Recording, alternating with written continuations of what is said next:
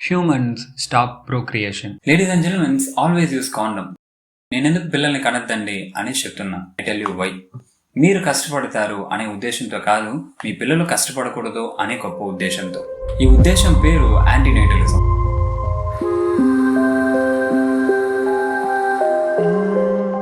Imagine మీరు ఒక పిల్లవాడిని కన్నారు అనేసి అనుకోండి. 12 నుండి 15 సంవత్సరాలు స్ట్రైట్ ఇయర్స్ స్టూపిడ్ ఎడ్యుకేషన్ అనే పేరుతో స్కూల్ కి కాలేజీకి పంపిస్తారు. దాని తర్వాత ఆ పిల్లవాడు ఖచ్చితంగా ఏదో ఒక పనికి వెళ్ళి రావాలి, డబ్బులు సంపాదించదా అవ్వాలి. ఈ సమయంలో ఆ పిల్లవాడు ఆలోచించడం ప్రారంభించి ఇలాంటి క్వశ్చన్స్ ని డీప్ గా అడిగాడు అనుకోండి, నేనెందుకు కష్టపడుతున్నా, నా చుట్టూ ఉన్న వాళ్ళు ఎందుకు కష్టపడుతున్నారు, మన మధ్య ఎందుకు ఇన్ని inequality, poverty, discrimination, social hierarchy, lifestyle difference, ఇలా అన్నింటిని క్వశ్చన్ చేస్తూ ఉన్నాడు అనేసి అనుకోండి. ఇలా మీరు ఆలోచించినా సరే చివరికి nothing more sins, no more reason, fuck, that's why. దానివల్లే ఆల్వేస్ యూస్ కాండమ్ అని చెప్తున్నా. అదేంటది ఫక్? అది పవిత్రమైన పదము. అది తెలుసు, దానికి అర్థం ఏంటి అని. పిల్లల అభివృద్ధి కోసం చేసే కార్యం. పెళ్లి అనేది స్వర్గంలో నిర్ణయించబడింది, పిల్లవాడిని కండం అనేది పవిత్రమైంది, పుణ్యమైంది అనే చెప్తారు. అది అంత పవిత్రమైన పుణ్యమైన విషయం కాదు. ఆవు, పంది, పిల్లి, కుక్క ఎలా పిల్లల్ని అంటారో అలానే మనుషులు కూడా పిల్లల్ని అంటారు. It's very natural phenomena. కానీ మనుషులు మాత్రం ఎందుకు ఇంత డ్రామా చేస్తారో నాకు అర్థం కాదు. పైగా పెళ్ళైన కొత్తలో ఏం బాబు విశేషం, పెళ్ళైంది అనేసి అడుగుతారు. దానికోసం అంతా పిల్లవాడిని కానీ చూసుకోరా నా బిడ్డ అని చూపించద్దండి. Never do it. Grow up. నాకు తెలిసి మనిషి కానీ పెట్టిన దాంట్లోనే ఒక హెల్ప్ఫుల్ అయిన విషయము, యూస్ఫుల్ అయిన విషయము అంటే ఈ birth control pills, circular cap, condom. ఇదే మనకి పిల్లలు వద్దు అనేసి వి స్టిల్ హ్యావ్ సెక్స్ కదా, వీ హ్యావ్ ది చాయిస్. ఆలోచించి పని కానిచ్చండి. కొంతమంది మిగతా జీవుల కన్నా మనం బెటర్, సుపీరియర్ అనేసి చెప్పేసి తిరుగుతూ ఉంటారు. వాళ్ళంతా చూసి నేను టెన్షన్ అయిపోతా. ఎందుకంటే మనకున్న సెన్స్ తో ఈ వరల్డ్ అనేది మనం బెటర్ అవ్వడానికి కాంట్రిబ్యూట్ చేసి ఉండాలి. అలా చేస్తున్నామా? కొంచెం చుట్టూ చూడండి, వర్స్ట్ చేసి పెట్టున్నాం.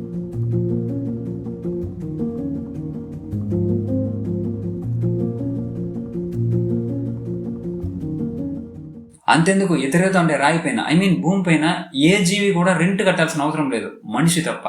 రియలైజ్ దట్ మీరుదా పాపం అవర్ చెత్త life never ever better in any way. అది ఇప్పటి నుండి కాదు, ఎప్పటి నుండో అలాగా ఉండింది, అలాగా ఉండబోతుంది కూడా.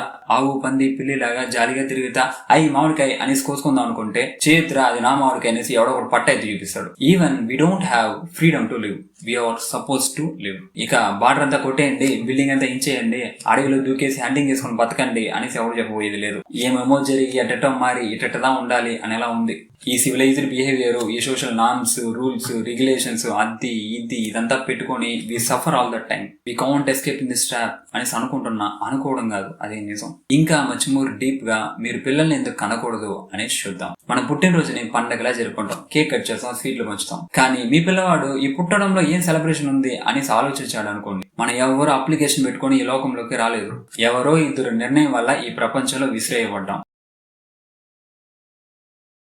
పుట్టినప్పటి నుండి చనిపోయేంత వరకు ఆకలి, రోగం, పోటీ, ఓటమి, వయసు అయిపోవడం, మరణించడం, ఎగ్జిస్ట్ అయిన తర్వాత వీటన్నిటిని అనుభవించాల్సిందే. ఎంత కష్టమైన జీవితం నాకెందుకు ఇచ్చారు అనేసి మీ పిల్లవాడు మిమ్మల్ని అడిగితే, ఫ్యూచర్ లో మీకు ఉపయోగపడతాను, సహాయపడతాను అనే స్వార్థంతోనా, జీవితంని ఎలా ముందుకు సాగించాలి అనేసి తెలియకుండా అందరూ చేస్తున్నారు మనం చేయకపోతే ఎలా అనేసి చేశారా? నాకు ఈ ఎగ్జిస్టెన్సీ నచ్చలేదు, ఈ కష్టాలు, బాధలు నాకెందుకు ఇచ్చారు ఇలా అడిగితే సమాజం ఒప్పుకోవడానికి భయపడే ఒక నిజం గురించి మాట్లాడతాం. డేవిడ్ బెనిట్రా అనే ఫిలాసఫర్ ఏం చెప్తారంటే, పుట్టకపోవడమే ఉన్నతమైంది, దీన్ని ఏసిమెట్రీ ఆర్గ్యుమెంట్ అని చెప్తారు.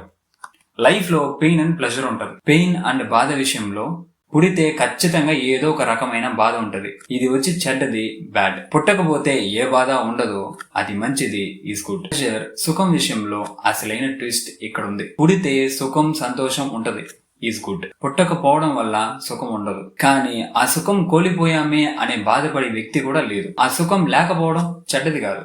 అటైతే పుట్టకపోవడమే సేఫ్ ఆప్షన్. మన పిల్లల్ని కనడం ద్వారా వాళ్ళకి సంతోషాన్ని ఇవ్వడం లేదు, వాళ్ళకి నీడ్స్, అవసరాలని సృష్టిస్తున్నాం.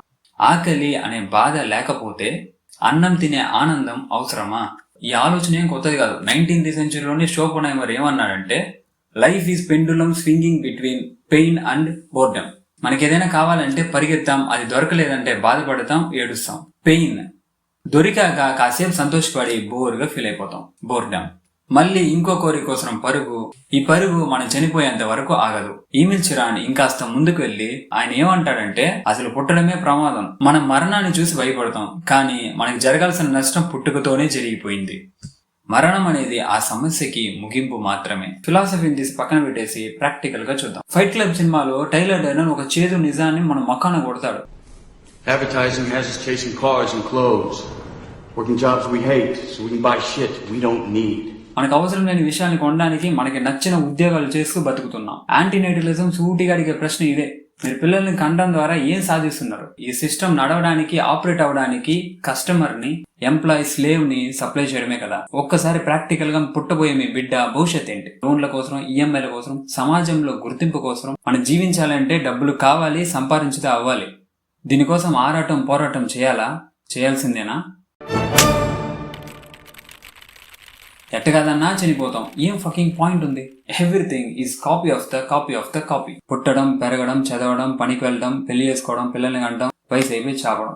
Copy, repeat. ఇలా మీరు పెళ్లి చేసుకుని పిల్లల్ని కండం, మీ పిల్లలు పిల్లల్ని కండం, ఇలా ఈ సర్కిల్ ని, ట్రాప్ ని, చైన్ ని కంటిన్యూ చేయడంలో ఏం ప్రయోజనము, ఏం అవసరము, ఏం కారణము?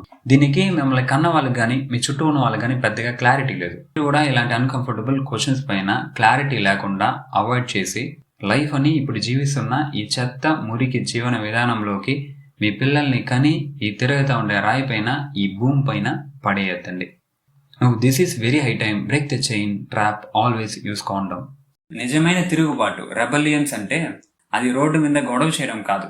నిజమైన తిరుగుబాటు ఏంటంటే ఈ బాధల్ని పరంపరం ఆపేయడం. నేను, నా చుట్టూ ఉన్న వాళ్ళు పడే కష్టం తిరిగి ఎవరు పడకూడదు అనేసి నిర్ణయం తీసుకోవడం. నా డిఎన్ఏ ఇక్కడితో ఆగిపోతుంది అనేసి చెప్పడం. ఇది పిరికిదనం కాదు, దయ, ప్రేమ. ఈ లోకంలో ఇప్పటికే చాలా బాధ ఉంది, దాన్ని ఇంకా పెంచకండి. నిజంగానే మీకు పిల్లలు పెంచుకోవాలి అనే ఆశ ఉంటే అనాథాశ్రమంలో పిల్లలు ఉంటారు, తెచ్చి పెంచుకోండి. ఇది నా ఒపీనియన్. దాంట్లో ఇది just top of the iceberg మాత్రమే. మరింత డీప్ గా అప్కమింగ్ వీడియోస్ లో చూద్దాం.